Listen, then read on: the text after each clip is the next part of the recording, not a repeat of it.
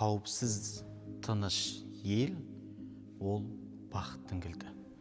Пайғамбарымыз саллаллаху алейхи уассалам хадисінде айтады, кім таңын амандықта атырса, 12 мүшесі сау болса, сол күнгі жейтін нәпақасы болса, ол адамға дүниенің тең жарты байлығы берілгені дейді.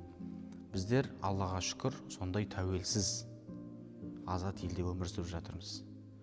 Бұл тәуелсіздік Тәңірдің берген біздің елімізге үлкен сыйы. Айналамызға қарасақ, тәуелсіздігі жоқ. Бір мемлекет екінші мемлекеттің алдында қол астында өмір сүріп жатқан елдерді көреміз. Соларға қарап біз шүкіршілік қылуымыз керек.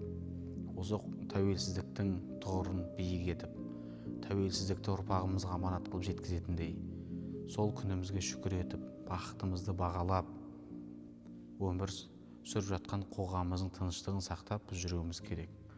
Тәуелсіз елдің қадірін біз түсініп, соны ұрпаққа жеткізуіміз керек.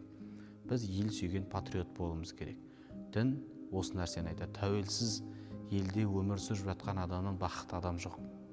Сол үшін бақытымызды бағалап, елді бүлікке шақыратын, елдің тыныштығын кетіретін, фитна тудыратын нәрседен біз аулақ болуымыз керек. Өйткені фитна тудыру ол адам өлтіруден де үлкен ауыр күнә деген.